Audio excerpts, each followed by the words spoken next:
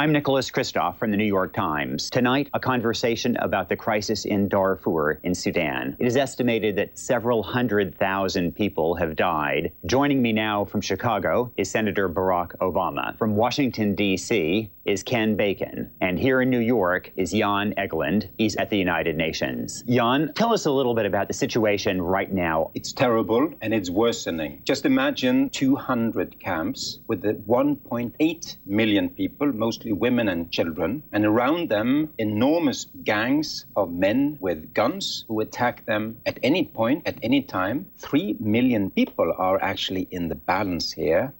Hundreds of thousands of lives would perish, as was predicted in 2004, and it's a tremendous drama. I am very fearful of what will come. Well, Senator Obama, you've been very active on the issue of Darfur, but an awful lot of your colleagues haven't. And doesn't that in turn reflect a lack of interest? One of the challenges that we've always had, because we're such a large, prosperous nation, is looking outward. We've got to recognize that we are interdependent, both conservatives and liberals. Well, Senator Obama, do you actually think that the U.S. itself should send troops? Unfortunately, all our troops are deployed at this point in Afghanistan or Iraq. I think that's unfortunate. Ethnic cleansing, genocide, these kinds of chaotic situations can be an enormous breeding ground for terrorist activity. Ken, you were a senior official in the Pentagon in the Clinton administration. Do you see any role for U.S. troops on the ground? Typically, villages are attacked by Sudanese Air Force planes and helicopters.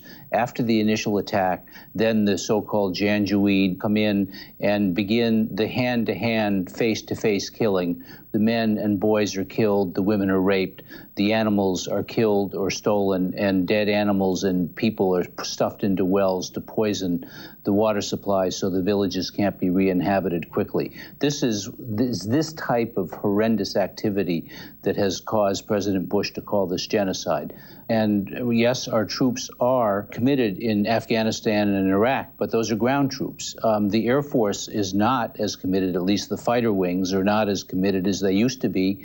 If we shot down some of the Sudanese aircraft, they would stop doing this. This would be a sign that we were ready to act, not just talk about genocide. Well, Jan, let me ask you about that tougher approach. Is indeed the solution not, at this point, not so much just the humanitarian, but some combination of a tough UN force and a no-fly zone? And then the possibility of sanctions, of course, against those who did all of this and who enjoy impunity at the moment. The whole thing could unravel in 9 days at the moment. People are dying on horrendous scales. I think there should be intervention. Well, thank you very much. I'd like to thank our guests here in New York, Jan Egeland from the UN, from Chicago, Senator Barack Obama, and from Washington, Ken Bacon of Refugees International. Thanks very much for joining us.